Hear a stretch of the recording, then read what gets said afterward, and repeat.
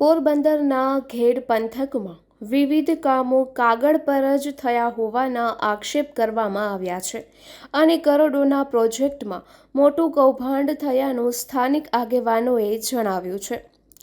ખેડ વિસ્તારના વિકાસ માટે સરકાર દ્વારા મંજૂર કરાયેલા કરોડો રૂપિયાના પ્રોજેક્ટમાં મોટા પાયે ભ્રષ્ટાચાર થયો હોવાના ગંભીર આક્ષેપો સામે આવ્યા છે। સ્થાનિક આગેવાનો અને ખેડૂતો દ્વારા આરોપ લગાવવામાં આવ્યો છે કે કેનાલોના સફાઈ અને ઊંડાઈ વધારવાના નામે માત્ર કાગળ પર જ પ્રક્રિયાઓ પૂરી કરી દેવામાં આવી છે। સ્થાનિકોના જણાવ્યા અનુસાર રાજકીય આગેવાનોના પ્રયાસોથી ખેડ વિસ્તારમાં સર્જાતી વરસાદી પાણીની સમસ્યાના નિરાકરણ માટે 1500 કરોડ રૂપિયાનું મોટું પેકેજ જાહેર કરવામાં આવ્યું હતું, જેમાંથી પ્રથમ તબક્કાના કેનાલ અને વોકળાના કામો માટે 62 કરોડ રૂપિયા ફાળવવામાં આવ્યા હતા, પરંતુ વાસ્તવિક પરિસ્થિતિ કંઈક અલગ જ ચિત્ર બયાન કરે છે।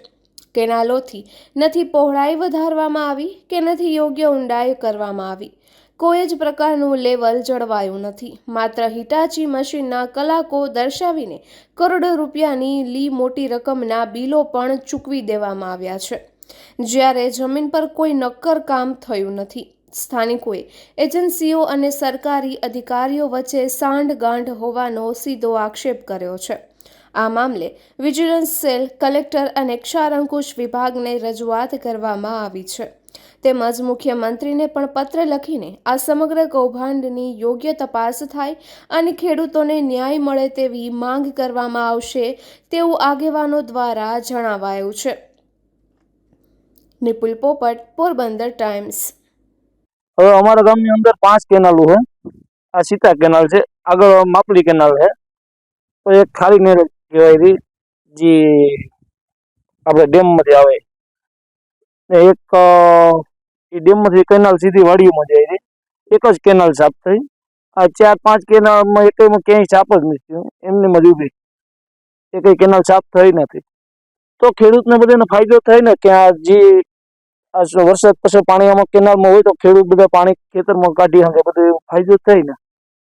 ખરેખર આ કેનાલ સાફ થવી જોઈએ। એક તો આટલા વર્ષે આ કેનાલ મંજૂર થયું સાફ થવાની, તો અત્યારે રોગી ચોકડે ચડી ગઈ, કોઈ કેનાલ સાફ થઈ નથી। એક જ કેનાલ અમારા ગામની, એ 50% કેનાલ સાફ થઈ, એ આખી કેનાલ સાફ નથી થઈ। આ બાકીમાં તો ક્યાંય જીસીબી ઈટાસી કોઈ ઉતર્યું જ નથી, એક જ કેનાલમાં એમાં 50% જ થઈ। ખરેખર આ કામ થવું જોઈએ। આમ આપણે જોઈએ તો ખેડ વિસ્તારની પરિસ્થિતિ વર્ષોથી ખેડ વિસ્તારની અંદર કોઈ પણ ચોમાસું આવે એટલે ખેડ વિસ્તારનો અને આજુબાજુના ગામડાનો સંપર્ક જ તૂટી જાય।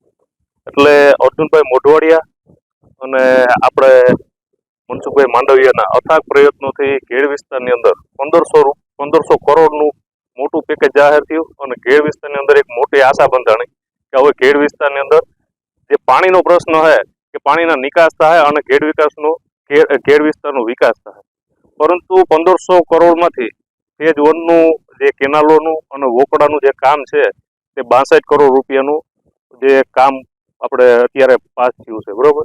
એટલે આ કામની અંદર આપણે અત્યારે જો આમ રતન પરથી લઈ આખી પટ્ટી ઉટડા, પછી આ ખેડ વિસ્તારની અંદરના ગરેજ છે, બળ, દેરોદર, વિસરાડા, એરડા, ગુસા, ટુકડા, નવા ગામ, બધા ગામોની અંદર હજી કેનાલોનું જે કામગીરી ચાલુ છે, પરંતુ અત્યારે પરિસ્થિતિ એવી ઊભી થઈ છે કે આ કામોની અંદર એટલો મોટો ભ્રષ્ટાચાર થયો છે કે જે ખરેખર આપણે અત્યારે હું તમને કેનાલ બતાવું કે આ કેનાલની અંદર જે એની પહોળાઈ વધારવાનું કામ હોય, એની ઊંડાઈ ઉતારવાનું કામ, એવું કોઈ કામ થયું નથી। માત્ર કલાકો ચડાવી અને કાગળ ઉપર જ બધી પ્રોસેસ આખી કરેલી છે।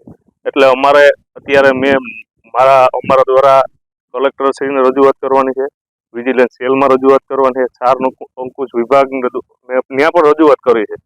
એટલે આ કામો જે છે એટલે વિજિલન્સ સેલને પણ વિનંતી કરું, ગુજરાત રાજ્યના મુખ્યમંત્રીને એક કાગળ લખવાનો છે કે આ કામોની બધી ખરેખર યોગ્ય તપાસ થાય અને આ તપાસ દ્વારા થાય અને કઈ પરિસ્થિતિની અંદર બધી જગ્યાએ અત્યારે કેનાલોની શું પરિસ્થિતિ છે, એકય કેનાલના લેવલ મળતા જ નથી, જે લેવલ પ્રમાણે અત્યારે બિલ પણ ચૂકવાઈ ગયા, 25 કરોડની આજુબાજુ બિલ ચૂકવાઈ ગયા, 25 કરોડ જેવું કોઈ જાતનું કોઈ કામ છે જ નહીં।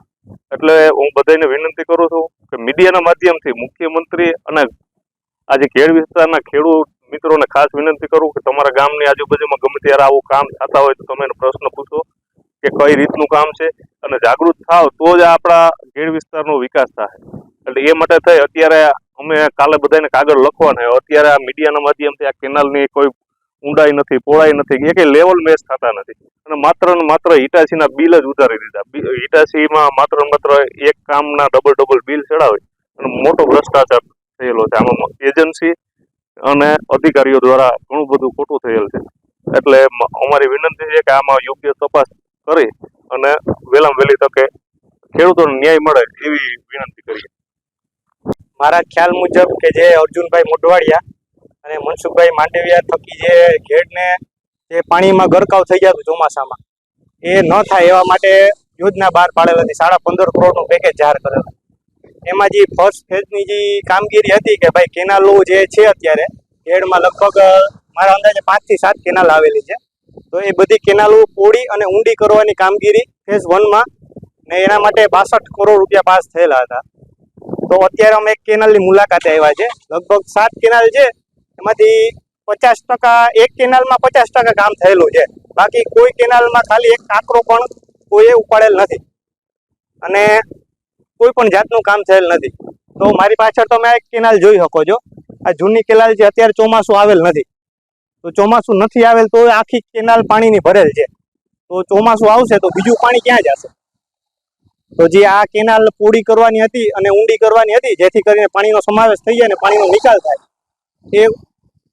એ મુજબ કોઈ પણ જાતનું કોઈ પણ કામ કરેલ નથી અને માત્ર કાગળ ઉપર પૈસા બતાવી દેવેલ છે અને હિટાચીની કલાપુ ચડાવેલ છે કે ભાઈ કામ કરેલ છે આ કેનાલનું. ટૂંકમાં 7 કેનાલ હતી, 62 કરોડ પાસ થયેલા છે. તો ટૂંકમાં એ કામ કાગળ ઉપર થયેલું છે, પણ અહીં હાજર કોઈ પણ જાતનું કામ થયેલ નથી એક પણ કેનાલ. ભ્રષ્ટાચારમાં તમે સમજી લ્યો ને, આમાં તમે 62 કરોડનું તમે પેકેજ જાહેર કરેલું છે, ઓછામાં ઓછું 10 કરોડનું કામ થયેલ નથી. મોટો 50-60 કરોડનો ભ્રષ્ટાચાર થયેલ છે આમાં. અને ખેડૂતોને કોઈ પણ જાતની આમાં કંઈ ઓલું થશે નહીં કે ભાઈ આ ઓલું થયું તો એ પાણીમાં પાછો વરસાદ આવશે એટલે ઘેડ વિસ્તાર પાછો પાણીમાં ગરકાવ થવાનો જ છે. કે ભાઈ આ અધિકારી કોઈ પણ જે હોય તો એ વ્યવસ્થિત કામ કરે અને જે કાગળ ઉપર જે દર્શાવેલું છે એવું જ કામ કરે અને ખેડૂતોને મદદ થાય એ માટે. ફરિયાદમાં તો એવું છે કે મેં અગાઉ સાર અંકુશ વિભાગમાં પત્ર લખેલો, ત્યાંથી કોઈ પણ જાતનો મને કંઈ મળેલ નથી. હવે મારે અગાઉ વિજિલન્સમાં ફરિયાદ કરવાની છે અને કલેક્ટરમાં પણ કાગળ મોકલવાનો છે અને એક કોપી આપણે મુખ્યમંત્રી અને મનસુખભાઈ માંડવિયાને પણ મોકલવાની.